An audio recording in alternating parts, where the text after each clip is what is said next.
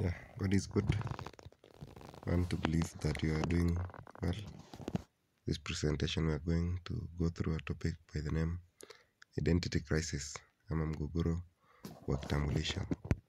Na naambia kwamba Waadventista wa Sabato wamechaguliwa na Mungu kuwa watu wa kipekee waliojitenga na ulimwengu. Kwa mfuniko mkubwa wa ukweli amewakata kutoka kwenye machimbo ya ulimwengu na kuwaleta katika uhusiano ya yeye mwenyewe. Amewafanya wawakilishi wake na amewaita kuwa mabalozi wake katika kazi ya mwisho ya wokovu. Utajiri mkubwa zaidi wa ukweli uliowahi kukabidhiwa wanadamu. Maonyo mazito na ya kutisha zaidi kuwahi kutumwa na Mungu kwa mwanadamu yametolewa kwa Waadventista ili wapewe ulimwengu.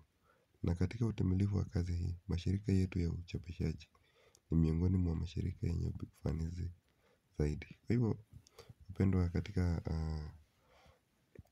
nukuu hii ambayo kimeandikwa na dada wetu, tunaambia kwamba Waadventista wa Sabato ni taifa teule, ni watu ambao wamechaguliwa na Mungu kuwa watu wa kipekee. Kwa hivyo, naambia kwamba jukumu kuu ni ya kwamba baada ya wao kutolewa kwenye ulimwengu huu na kuletwa katika kweli, imewapasa sasa wawe taa ambao nuru iliyo ndani yao itaangazia ulimwenguni kote. Na tuambie kwamba mashirika yetu ya uchapishaji ni miongoni mwa mashirika yenye ufanisi zaidi. Kumaanisha kunayo mashirika mengine ambayo ni muhimu katika ufanisi wa kazi ya uinjilisti, lakini uchapishaji ndiyo ambayo imeweza kurekodiwa katika nukuu hii. Tunaambia kwamba huko India, Uchina, Urusi na miji ya Amerika, maelfu ya wanaume na wanawake wanakufa kwa njaa. Wanaume wanaolipwa kwa sababu wana nguvu, wanadhibiti soko, wananunua kwa viwango vya chini kila kitu wanachoweza kupata na kisha kuuza kwa bei iliyoongezeka sana. Hii ina maana ya njaa kwa tabaka maskini zaidi na itasababisha vita vya wenyewe kwa wenyewe. Kutakuwa na wakati wa shida kama vile haujawahi kuwa tangu kulikuwa na taifa. Na wakati huo Mikaeli atasimama, mkuu anayesimama kwa ajili ya watoto wa watu wako. Na kutakuwa na wakati wa shida kama vile haijawahi kutokea kwa vile kulikuwa na taifa hata wakati huo huo. Na wakati huo watu wako watatolewa, kila mtu atakayepatikana ameandikwa kwenye vitabu. Hii ndiyo hali ya dunia jinsi itakavyokuwa katika nyakati za mwisho. Na ni wakati ambapo sisi wenyewe tunaishi. Naambia kwamba wale watu ambao ni maskini watazidi kuwa maskini, wale tajiri nao pia kwa kuwa na uwezo wa kudhibiti soko, tunaambiwa watazidi kupata nguvu ya kupata hata utajiri zaidi na zaidi. Naambia kwamba kutakuwa na wakati wa taabu ambao haujawahi kuonekana tangu kulipoumbwa dunia ama tangu kulipokuwa na taifa. Kwa hivyo naambia kwamba wengi watatakaswa na kufanywa weupe na kuhukumiwa, lakini waovu watafanya maovu na hakuna hata mmoja wa waovu atakayeelewa, lakini wenye hekima wataelewa. Kwa hivyo ikiwa tunahitaji hekima, naambia kwamba chanzo cha kupata hekima ni ya kwamba tuweze kumwogopa Mungu na tuweze kumtumainia yeye, tumtumikie. Naambia kwamba wengi watatakaswa. Ni ombi langu ya kwamba kila mmoja wetu aweze kutakaswa na tunatakaswa katika kweli ambalo ndilo neno la Mungu. Na neno hili ndiyo itakayotufanya tuwe weupe na ni neno ambayo itatuhukumu sisi. Lakini tunaambia kwamba waovu watafanya maovu na hakuna hata mmoja wa waovu atakayeelewa. Kwa hivyo katika dunia tunamoishi, maovu yatazidi kuongezeka kila kuchao. Mchakato mrefu wa maandalizi usiojulikana kwa ulimwengu unaendelea moyoni kabla ya Mkristo kufanya dhambi ya wazi. Akili haishuki mara moja kutoka kwa usafi na utakatifu hadi upotofu, ufisadi na uhalifu. Inachukua muda kuwashusha wale walioumbwa kwa mfano wa Mungu kuwa ni wakatili au wa kishetani. Kwa kutazama tunabadilika. That is a law of nature that by beholding we become changed. Kwa kujifurahisha kwa mawazo machafu, mwanadamu anaweza kuelimisha akili yake hivi kwamba dhambi ambayo mara moja alichukia itampendeza. Semi moja ya Kiingereza inasema kwamba men fall way before in darkness before they fall in public, and the opposite is also the same, that men rise way before in secret before they rise in secret. Kwa hivyo chanzo cha mtu kuanguka katika dhambi si jambo ambalo linatokea tu usiku mmoja au siku moja na mtu anajipata ameweza kuanguka dhambi ama kufanya dhambi ya wazi. Hapana, naambiwa kwamba akili haishuki mara moja kutoka usafi na utakatifu hadi upotovu, ufisadi na uhalifu. Kumbuka ya kwamba mada ambayo tunazingatia ni ya kwamba watu wameweza kupotosha ubinafsi wao. Waadventista wamesahau kazi yao ambao wameweza kuitiwa, na ni jambo ambalo linahuzunisha sana kwamba tumeweza kukaa kwenye dhambi na tumeweza kusahau ile kazi ambayo tuliweza kukabidhiwa. Nukuu lingine inaweza kusema kwamba dhambi zipo kanisani ambazo Mungu anazichukia, lakini haziguzwi kwa hofu ya kufanya maadui. Upinzani umeongezeka kanisani kwa ushuhuda wa wazi. Wengine hawatavumilia, wanatamani mambo laini yazungumzwe nao. Hii ukiweza kuangalia kitabu cha Isaya 30 mstari wake wa 10 inazungumzia watu hao. Naambiwa kwamba na ikiwa makosa ya watu binafsi yameguswa, wanalalamika kwa ukali na kuwahurumia wale walio na makosa. Kama vile Ahabu alivyomuuliza Eliya, je, unasumbua Israeli? Wako tayari kuangalia kwa mashaka na mashaka juu ya wale wanaotoa ushuhuda wa wazi. Na kama Ahabu wanapuuza kosa ambalo lilifanya iwe muhimu kwa kukemewa na kukemea. Kanisa linapoondoka kwa Mungu, wanadharau ushuhuda ulio wazi na kulalamika kwa ukali na ukali. Ni ushahidi ya kusikitisha wa hali vuguvugu ya kanisa. Na hili ndilo jambo ambalo mtumishi wa Mungu Yohana analizungumzia katika kitabu cha Ufunuo mstari wake ni wa 3. Kanisa la Laodikia ni kanisa ambalo dhambi imeweza kukithiri mno, na chanzo cha dhambi kukithiri ni kwamba kanisa limeweza kuondoka kwa Mungu. Wanadharau ushuhuda ambao umeweza kutolewa ulio wazi, na wanalalamika kwa ukali. Wanalalamika kwamba dhambi ziweze kuhubiriwa na watu waweze kuachwa, waweze kuhubiri amani tu na upendo, bali dhambi za watu ziweze kuguzwa. Naambiwa kwamba ni ushahidi wa kusikitisha. Unasikitisha mno. Naambiwa kuhusu wahubiri waliomo kanisani kwamba hawapaswi kuwa na makosa ya kuhubiri ukweli kama inavyopatikana katika neno la Mungu. Acha ukweli ukate. Ndio jambo ambalo tunashauriwa. Anasema kwamba nimeonyeshwa kwamba kwa nini wahudumu hawana mafanikio zaidi. Kwa nini wahubiri hawafanikiwi katika kazi yao? Kwa nini watumishi wamefeli katika kazi yao? Tunaambiwa kwamba ni kwa sababu wanaogopa kuumiza hisia, kuogopa kutokuwa na adabu, na wanapunguza kiwango cha ukweli na kuficha ikiwa inawezekana upekee wa imani yetu. Yaani niliweza kusikitika mno kusikia kwamba kanisa letu la Kiadventista siku hizi haihubiri ukweli yote jinsi ambavyo imeweza kufunuliwa katika maandiko. Wanasema kwamba mafundisho mengine kama ya kiafya, mafundisho ya unabii yanafukuza washiriki, na tunaambiwa kwamba hili ni jambo ambalo limefanya wahudumu hawafanikiwi katika kazi yao. Tunaambiwa kwamba anasema niliona kwamba Mungu hangeweza kufanya hivyo kwa mafanikio. Ukweli lazima ufanywe wazi, na ulazima wa uamuzi uhimizwe. Watu wanafaa kuambiwa kwamba ni lazima waweze kukata kauli, waweze kuamua watafuata njia gani, njia iliyo bora ama njia ya mauti. Naambiwa kwamba na wachungaji wa uongo wanapolia amani na wanahubiri mambo laini. Watumishi wa Mungu lazima walie kwa sauti na wasiache na waache matokeo pamoja na Mungu. Ikiwa ni kwa kweli tunamtumikia Mwenyezi Mungu kwa kweli na kwa roho, imetupasa tuweze kulia kwa sauti. Naambiwa kwamba sayansi ya ukombozi, jinsi Kristo alivyoikomboa dunia hii kutoka kwa dhambi, ni sayansi ya sayansi yote.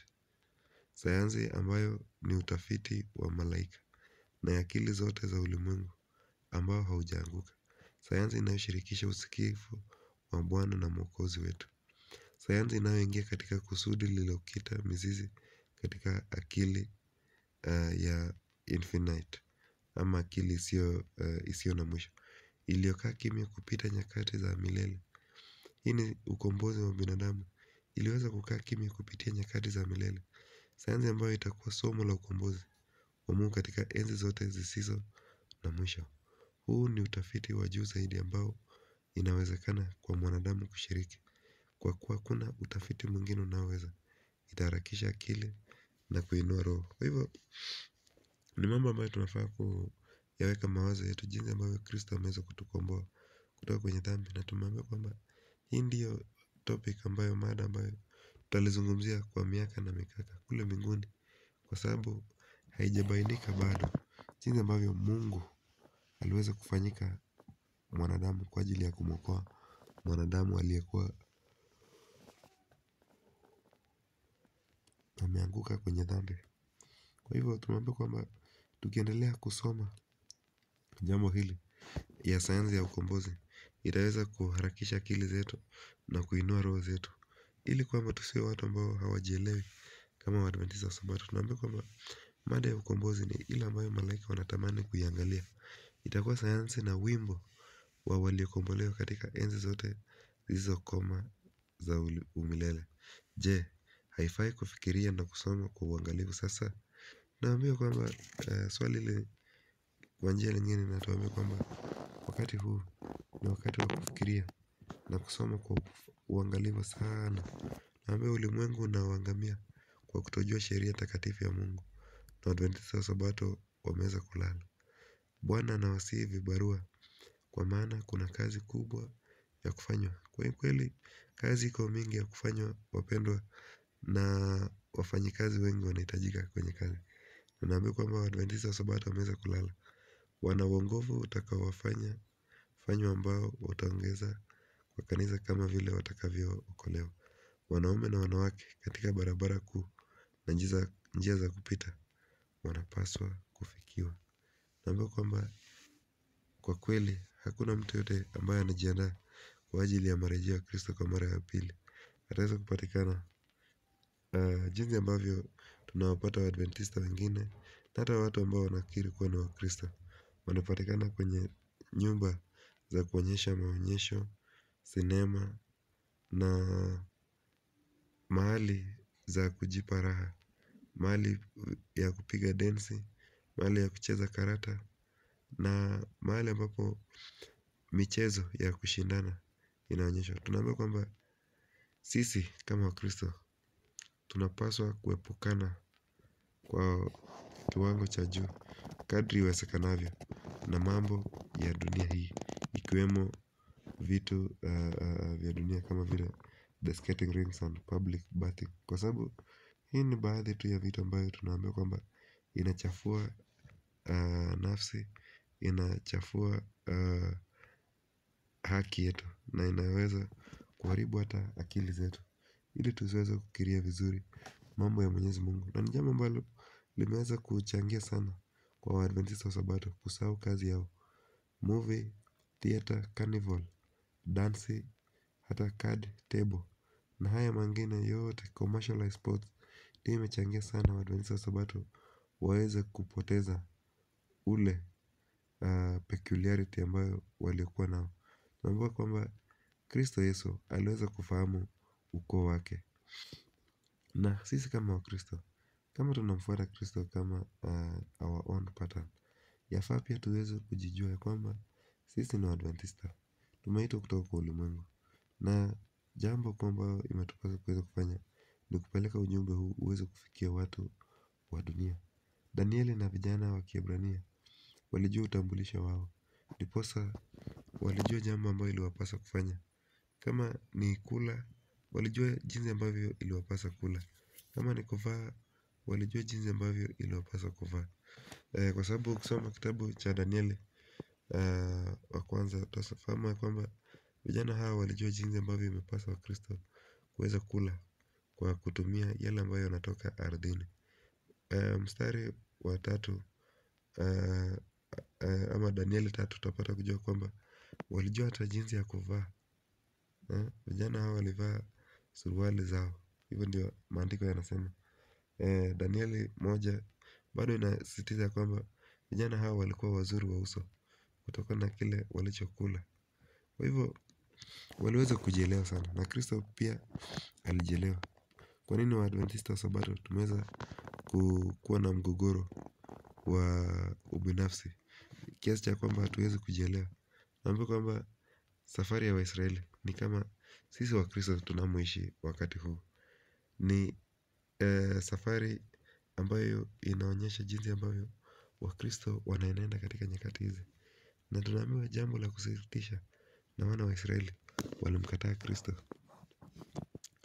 Lakini ijapokuwa waliweza kumkataa Kristo katika mwenendo wao, tunaambiwa kwamba Mungu katika kila wakati, kila dispensation ameweza kuwa na masalio, watu wateule, watu ambao wanakubali kuzishika amri zake na kuenenda kwa mapito yake. Naambiwa kwamba Mungu alikuwa na masalio ya watu wa kipekee. Je, wewe umo kati ya watu ambao ni masalio, ambayo tunaambiwa katika Ufunuo 12:17 ya kwamba yule joka ambaye tunamjua ni Shetani aliweza kughadhibika sana na yule mwanamke, na akaenda kufanya vita na uzao wa tumbo lake, ambao wanashika amri za Mungu na ushuhuda wa Yesu Kristo. Ama wewe ni Mkristo ambaye umeweza kutupilia mbali sheria ya Mwenyezi Mungu, umeweza kutupilia mbali ushuhuda wa Yesu Kristo ambao ni roho ya unabii. Sana haswa kanisa la Kiadventista tumepewa vitabu vingi ambavyo vinaweza kutufundisha, kutuelimisha na kutuonya ili tuenende sawasawa na mapenzi ya Mwenyezi Mungu. Maandishi ambayo imeandikwa na dada White yana mambo makuu sana ambayo yataweza kufungua mawazo yetu ili tuweze kuona mambo jinsi yalivyo, na tuweze kujua kwamba imetupasa kujiandaa kwa ajili ya marejeo ya Kristo kwa mara ya pili. Sisi ni Waadventista wa Sabato, tunatarajia Kristo aweze kurejea kwa mara ya pili. Na jinsi ambavyo dunia inaonyesha ni kwamba dunia kwa kweli inaelekea mwisho, wapendwa. Tuweze kufanya juhudi turejee katika Kristo. Sisi ni watu wa kipekee. Mungu ananena katika kitabu cha Kutoka 19:4, na alikuwa ananena hapa na wana wa Israeli, na anawaambia kwamba mumeona jinsi ambavyo nilivyowatenda wa Misri, na jinsi nilivyowachukua ninyi juu ya mbawa za tai, nikawaleta ninyi kwangu mimi. Sasa basi, ikiwa mtaitii sauti yangu kweli kweli na kulishika agano langu, hapo ndipo mtakapokuwa tunu kwangu kuliko makabila yote ya watu, maana dunia yote pia ni mali yangu. Kwa hivyo Mungu anawaambia kwamba ikiwa kuna conditions ambayo anawaambia kwamba ikiwa mtaitii sauti yangu kweli kweli na kulishika agano langu, anasema kwamba then you will be a peculiar people unto me. Naomba kwamba naye Bwana akaungama. Ile ni kitabu cha Kumbukumbu la Taurati 26:18. Tunaambiwa kwamba naye Bwana akaungama hivi leo kwa taifa iliyotengwa iwe yake, kama alivyokuahidi, na kuwa ya kupasa kushika maagizo yake yote. Kwa hivyo ili kwamba tuweze kuwa watu wa kipekee, watu taifa teule kwa Mwenyezi Mungu, imetupasa kuzishika maagizo yake yote. Maagizo yake yote, sio nusu ama sio mingi, hapana. Maagizo yote yaliyo kwenye maandiko matakatifu. Na tunaambiwa kwamba tutakapofanya hivyo, basi tutakuwa tunu kwake Mungu kuliko makabila yote ya watu, maana dunia yote pia ni mali ya Mwenyezi Mungu. Kwa hivyo wapendwa, Mungu ameliita kanisa lake katika siku hii, kama alivyoita Israeli ya kale, kusimama kama nuru duniani kwa mfuniko mkubwa wa ukweli. Jumbe za malaika wa kwanza, wa pili na watatu amewatenganisha na makanisa na kutoka kwa ulimwengu ili kuwaleta katika ukaribu mtakatifu wake. Amewafanya kuwa wahifadhi wa sheria yake, na amewapa ukweli mkuu wa unabii kwa wakati huu, kwa maneno matakatifu yaliyotolewa kwa Israeli ya kale. Haya ni amana takatifu ya kuwasilisha kwa ulimwengu. Malaika watatu wa Ufunuo 14 wanawakilisha watu wanaokubali nuru ya ujumbe za Mungu na kwenda nje kama mawakala wake kutoa onyo katika urefu na upana wa dunia. Kristo anawatangazia wafuasi wake ndiye nuru ya ulimwengu. Wapendwa, sisi tumeweza kuitwa kama kanisa, tumeweza kukatwa kutoka kwa ulimwengu, na tumeweza kupewa nuru mwingi sana, na kupitia hata kwa jumbe za malaika wa kwanza, wa pili na watatu, Waadventista wa Sabato, sisi ndiyo nuru ya ulimwengu huu. Na Mungu anatutegemea tuweze kuenda kuwaleta wengi ambao wameweza kupotea gizani, waje kwake. Naomba kwamba kwa kila nafsi inayomkubali Yesu, msalaba wa Kalvari inazungumza. Tazama dhamani ya nafsi. Nenda kwenu katika ulimwengu wote na uhubiri injili kwa kila kiumbe. Hakuna kinachopaswa kuruhusiwa kuzuia kazi hii. Ni kazi muhimu zaidi kwa wakati. Inapaswa kufikia mbali kama umilele. Upendo ambao Yesu alidhihirisha kwa ajili ya roho za wanadamu katika dhabihu ambayo aliitoa kwa ajili ya ukombozi wao itawaamsha wafuasi wake wote. Kwa hivyo wapendwa, tunafaa kwenda ishara za watu wa kipekee. Tuambiwe kwamba amri za kuweka watu wanapaswa kushika amri za Mwenyezi Mungu, kumkubali Yesu Kristo na kukubali ushuhuda wa Yesu Kristo ambayo ni roho ya unabii, jinsi ambavyo inasema. Naomba kwamba shetani anafanya vita ili kuangamiza kanisa la Mwenyezi Mungu ambayo linashika amri zake, lina imani ya Yesu Kristo na kanisa ambalo lina ushuhuda wa Yesu. Na tumeweza kujua kwamba imani ya Yesu Kristo ni yale mambo ambayo Kristo aliweza kuyatenda. Wale watu ambao wana sheria ya Mwenyezi Mungu, inamaanisha sheria yote 10 ikiwemo sheria ya Sabato na ushuhuda wa Yesu na roho ya unabii. Naam, tunaambiwa kwamba katika kitabu cha Ufunuo 19:11 mstari wake ni wa 9 hadi 11 inasema kwamba ushuhuda wa Yesu ni nini? Na tunaambiwa kwamba Yesu akizungumza na ulimwengu kupitia wakala aliyevuviwa. Hiyo ndiyo maana ya ushuhuda wa Yesu ama roho ya unabii. Tunaambiwa kwamba kanisa, ulimwengu unataka kupindua maongozi. Hawa ni wala njama waliodanganyika. Kuna watu ambao kazi yao ni kudanganya watakatifu, na tunaambiwa kwamba udanganyifu wa mwisho wa shetani ni ya kwamba shetani mara kwa mara anashinikiza katika uongo wa kuongoza mbali na ukweli. Anataka kutoa watu katika ukweli wa Biblia na katika ukweli wa vitabu vya roho vya unabii ambao tumeweza kukabidhiwa kama wa Sabato. Naambiwa kwamba udanganyifu wa mwisho kabisa wa shetani utakuwa kufanya hakuna adhari ushuhuda wa roho wa Mungu, ambapo hakuna maono watu waangamia wapendwa. Hiyo ni kitabu cha Mithali 29 mstari wake wa 18. Tunaambiwa kwamba shetani atafanya kazi kwa ustadi kwa njia tofauti na kupitia mashirika tofauti ili kusumbua imani ya masalio wa Mungu katika ushuhuda wa kweli. Mungu aweze kutuhurumia sana. Njama ya makuhani mamboleo, hawa ni mapasta ambao tunao ama waliomo kati yetu. Naambiwa kwamba kitabu cha Ezekieli 22:25, fitina ya manabii wake imo ndani yake, kama simba angurumaye akirarua mawindo. Hii ndio hali ya makuhani wachungaji ambao tunao makanisa. Wanararua mawindo, wamekula roho za watu, hutoa kwa nguvu hazina na vitu vya dhamani. Wameongeza hesabu ya wajane wake ndani yake. Mungu aweze kutuhurumia sana. Makuhani wake wameihalifu sheria yangu. Yaani hata sheria ya Mwenyezi Mungu wameweza kuihalifu. Wametia unajisi vitu vyangu vitakatifu. Gani hivi? Sabato, fungu la 10 na mambo mengine. Hata miili ya Wakristo. Machungaji, makuhani wameweza kuyahalifu. Wametia unajisi. Hawakuweka tofauti ya vitu vitakatifu na vitu vya kutumiwa siku zote. Wala hawakufundisha watu kupambanua vitu vichafu na vitu vilivyo safi. Yaani wachungaji wa siku hizi hawawezi kuambia watu kwamba kuna vitu ambavyo tunapaswa kuviguza na kuna vitu ambavyo ni vitakatifu. Hawaguzii dhambi ya watu. Ndiposa watu wameweza kufurika makanisani kwa sababu wachungaji walioko kanisani siku hizi hawaguzii dhambi ya watakatifu, dhambi ya watu waliomo kanisani. Tunaambiwa kwamba nao hawa wachungaji wamefumba macho yao wasiziangalie sabato zangu, nami nimetia unajisi kati yao. Ni sabato ngapi ambazo umeweza kuenda kanisani na kupata ya kwamba sabato si sabato tena, kwa kuwa kuna biashara, kuna shughuli mingi ambazo zimeweza kuwekwa katika siku hii, na inaweza kuchafua na kupoteza maana ya siku ya sabato ambayo ni siku ya mapumziko, siku ya kukutana na Mwenyezi Mungu. Naambiwa kwamba wakuu wake hawa ni watumishi wachungaji kati yake wamekuwa kama mbwa mwitu wakirarua mawindo ili kumwaga damu na kuharibu roho za watu wapate faida kwa njia isiyo halali. Hii inaguzia hata jambo ambalo naweza kupatana nayo juzi juzi ya kwamba wamo wachungaji, wahubiri ambao wanawashauri wa members wa kanisa waweze kuingia katika schemes mbali mbali ya kujipatia pesa kwa njia ya ukora.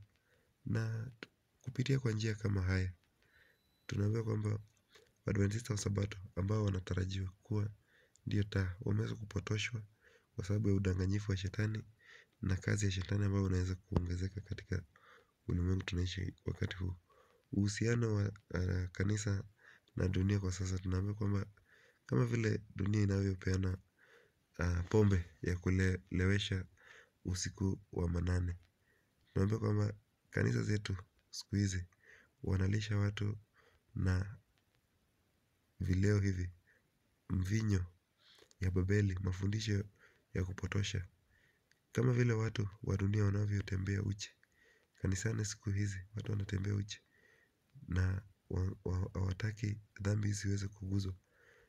Muziki ambayo inasikizwa kwenye dunia, kwenye vilabu, ndiyo ambayo imeweza kuletwa kanisani. Hamna tofauti kabisa kati ya dunia na watu wa kanisani.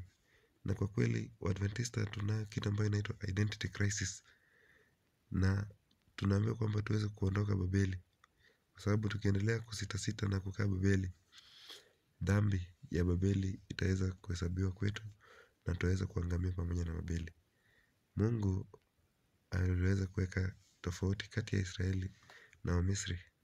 Tunayo jambo kuu ambayo itaweza kujaribu imani ya watu wote walioko kanisani, watu wote walioko duniani, na ni jambo la ibada ya Jumapili. Ni moja kati ya uongo mbili ambayo shetani anazitumia kwa wakati huu kuwakusanya watu na kuwapotosha watu. Lingine likiwa ni kutokufa kwa nafsi ya binadamu ama the immortality of the soul. So the Sunday sacredness and the immortality of the soul are the two great errors ambayo shetani anatumia kwa wakati huu wa mwisho. Na Adventista wa Sabato tusiporudi na kukaa macho na kufungua macho ili tuweze kuangalia, kwa kweli tutaweza kuchukuliwa na madanganyifu ya shetani. Wapendwa, ijapokuwa tunayo hii kitu ambayo ni alama ya mnyama, tunaye muhuri wa Mungu ambayo ni alama kati ya Mungu na watu wake, ambayo ni Sabato yake takatifu, sheria yake. Njama ambayo iliyoko ni kwamba Mama White anasema kwamba niliambiwa kwamba wanaume watatumia kila sera ili kupunguza tofauti kati ya imani ya Waadventista wa Sabato na wale wanaoadhimisha siku ya kwanza ya juma ya Jumapili. Katika mzozo huu ulimwengu wote utahusika, na wakati ni mfupi wapendwa. Huu sio wakati wa kupunguza rangi zetu, bali tunafaa kuonekana vizuri na ulimwengu kama watu walio tofauti. Kundi liliwasilishwa mbele yangu chini ya jina la Waadventista wa Sabato, ambao walikuwa wakishauri kwamba bendera au ishara inayotufanya kuwa watu wa kipekee isitolewe kwa kushangaza sana, kwani walidai haikuwa sera bora katika kupata mafanikio kwa taasisi zetu. Bendera hii ya kipekee inapaswa kubebwa ulimwenguni kote hadi mwisho wa majaribio. Katika kueleza mabaki ya watu wa Mungu, Yohana anasema, huu hapa uvumilivu wa watakatifu. Hapa ndio wanaoshika amri za Mungu na imani ya Yesu Kristo. Kwa hivyo, Waadventista wa Sabato, tusije tukadanganywa na shetani. Na shetani amefanya vita sana na kanisa hili ili kupotosha ukweli ambao tunao, ambao unaweza kuokoa dunia mzima. Wapendwa, tuweze kukaa macho na tuweze kusoma sana. Naomba kwamba kanuni za ukweli ambazo Mungu katika hekima yake ametoa kwa kanisa lililobaki zingetupiliwa mbali. Hii ndiyo ambayo Mama White aliweza kuonyeshwa. Dini yetu ingebadilishwa. Ni kweli kwamba dini yetu inaendelea kubadilishwa kila kuchao. Kanuni za kimsingi ambazo zimedumisha kazi hiyo kwa miaka 50 iliyopita zingehesabiwa kuwa makosa. Shirika jipya lingeanzishwa. Sijui kama kanisa ambayo tulioko sasa kama Waadventista wa Sabato bado ni lile shirika ambayo liliweza kuanzishwa na pioneers wetu, ama kina James White wakiweza kufufuliwa hivi leo, waweze kuangalia jinsi ambavyo kazi zinaendeleshwa katika conferences zetu, katika makanisa zetu. Je, wataweza kufurahia kazi ambayo inaendelea ama wataweza kuhuzunika? Wapendwa, tuweze kurejea na kuweza kuangalia vizuri. Ishara nyingine ya watu wa pekee wa Mungu patakatifu pa mbinguni. Tunaambiwa kwamba nadharia za uongo kuhusu sanctuary. Hii ni patakatifu pa mbinguni. Tunaambiwa kwamba miongoni mwa ishara ambayo inaonyesha watu wa Mwenyezi Mungu ya kwamba katika siku zijazo udanganyifu wa kila aina unapaswa kutokea, na tunataka msingi dhabiti kwa miguu yetu. Tunataka nguzo imara kwa ajili ya jengo hilo. Hakuna pini moja ya kuondolewa katika ile ambayo Bwana ameanzisha. Adui ataleta nadharia za uongo kama vile fundisho kwamba hakuna patakatifu. Na ile nimelisikia sana kwa wahubiri hata katika kanisa letu la Kiadventista. Wanakiri ya kwamba hakuna patakatifu mbinguni. Wapendwa, ikiwa hakuna patakatifu mbinguni, basi imani ya Waadventista haimo kabisa. Hii ni moja ya mambo ambayo kutakuwa na kuondoka katika imani. Wengi wanadhani ya kwamba wako kwenye imani, lakini wapendwa, ikiwa hauamini ya kwamba kuna patakatifu mbinguni na wewe ni Mwadventista wa Sabato, basi inamaanisha kwamba wewe umeweza kupotoka. You are a crisis. Unaona kwamba kulikuwa na wakati ambao ungemjua Mwadventista hata kutoka kwa mbali, kwa mwenendo, tabia, hata mavazi yake, chakula chake anachokila, usemi wake, yale mambo ambayo anazungumza. Na katika nyakati hizi Mungu anamtafuta mtu ambaye ataweza kusimama. Naambiwa kitabu cha Education 57 ya kwamba Mungu analitaka watu ambao wataweza kusimama na wataweza kukiri Mwenyezi Mungu hata mbingu ziweze kuanguka. Watu ambao wataweza kukaa katika kweli, watatembea katika ukweli na watamtumikia Mwenyezi Mungu kwa kweli na kwa roho. Mbona katika kanisa letu kina mama na wasichana wanavaa katika hali kama ile ya Babeli? Na tunaambiwa waziwazi katika kitabu cha Wakorintho wa kwanza 3:16 ya kwamba miili yetu ni hekalu ya Roho Mtakatifu.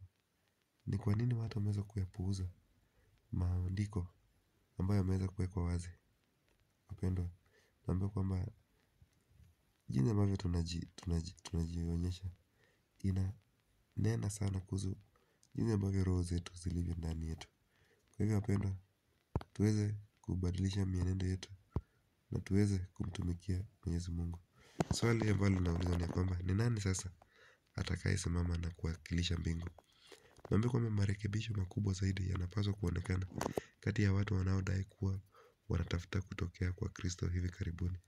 A great reformation should be seen among those people who are looking forward for the great appearing of our Lord Jesus Christ. Marekebisho ya afya ni kufanya miongoni mwa watu wetu kazi ambayo bado haijafanya. Health reform.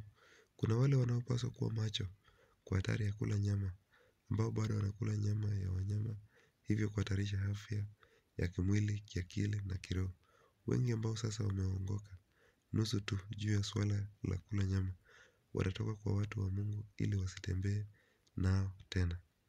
Na mimi sijasema kwamba watu wasiendelee kula vitu hivi, hapana. Lakini ikiwa unataka kuwa mtu ambaye ni wa kipekee, taifa teule kwa Mwenyezi Mungu, wapendwa, kuna vitu ambavyo Wakristo we have to sacrifice. The path of a Christian is a path bedewed with tears, but the end result will be a joyous, a remarkable ending, my friends. We need to sacrifice the worldly things. Tunapaswa tuweze kujinyima vitu vya ulimwengu huu, mambo ya anasa, tuweze kuepukana navyo na tuweze kufanya reformation ya kipekee, ikiwa ni kuchunga sapato, afya zetu, kuchunga jinsi ambavyo tunahusiana na wenzetu, jinsi ambavyo yale vitu ambavyo tunayasikiza, basi tutaweza kuwa watumishi wa Mwenyezi Mungu. Ezekieli 44 mstari wake na 21 inasema kwamba Waadventista wa Sabato wanafaa kuamka, waweze kuzinduka kwenye usingizi wa kutumia vitu ambavyo vinachafua hekalu la Roho wa Mungu. Naomba kwamba sisi ni taifa teule, watu makuhani, taifa ambalo inafaa kuwa ni takatifu. watu wa kipekee. Tunafaa kuonyesha kwa dunia utukufu wa Mwenyezi Mungu. Na tunafaa kuwaleta kutoka kwa giza waje kwenye nuru. Waje waweze kupata maisha. Wapendwa, tumeahidiwa kwamba tunaweza hata tukashinda dhambi. Sijui kama kuna jambo ambalo linakurudisha nyuma. Mpendwa, jua ya kwamba Kristo ameweza kuyafanya yote. Na ametuletea neema, neema ya ajabu, neema iokoayo. Neema ambayo inaweza kuokoa mdhambi yote. Na naambiwa kwamba kwa kuwa neema hii ya Mungu inayoleta wokovu imeonekana kwa watu wote. Na inatuonyesha kwamba tunapaswa kuepukana na mambo yasiyo ya Mungu. Mambo ya dunia hii. Ili kwamba tuweze kuishi maisha ambayo inapendeza Mwenyezi Mungu. Maisha ya haki. Maisha ya msimamo thabiti katika ulimwengu huu wa dhambi.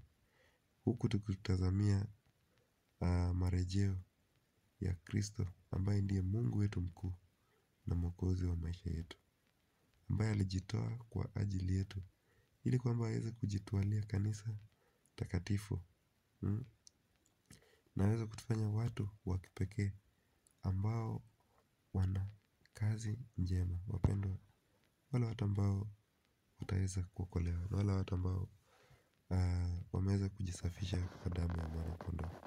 Na ni ombi langu ya kwamba mimi na wewe tuweze kupatikana kati ya wale ambao hawajaweza kujisahau kama Waadventista wa Sabato, bali bado wanazishikilia kweli ambazo Mwenyezi Mungu ameweza kutupa. Yale vitu ambayo ameweza kufunuliwa kwenye maandiko matakatifu. Ile nuru ambayo tumeweza kupata. Tuweze kuishi huku tukimngoja Kristo aweze kurejea tena ili atupeleke nyumbani juu mbinguni. Mungu akubariki. Mungu awe pamoja nawe. Na yeyote nimeomba na ninatumaini ya kwamba Mungu ataweza kutujibu. Nami natuombe hata tunapoenda kutamatisha somo. Mungu unayetupenda, asante kwa somo hili ambayo inatueleza ya kwamba ukweli Waadventista wameweza kupotoka na wameweza kurejea kwenye dunia. Mwenyezi Mungu, badala ya sisi kuifundisha dunia, dunia ndiyo ambayo inatufundisha jinsi ya kufaa, jinsi ya kula na jinsi hata ya vitu ya kuviona katika simu zetu na katika vitu vyetu, matarakilishi na kadhalika. Baba, tusamehe makosa yetu na ututie nguvu hata kupitia kwa Roho Mtakatifu ili tuweze kutenda yale yanayokupendeza kwa wakati wote. Kaa pamoja nasi na uzidi kutuweka hadi marejeo ya Kristo mara ya pili. Ni ombi la kipekee kupitia kwa jina la Yesu Kristo aliye Bwana na mkombozi wetu. Amina. Mungu akubariki.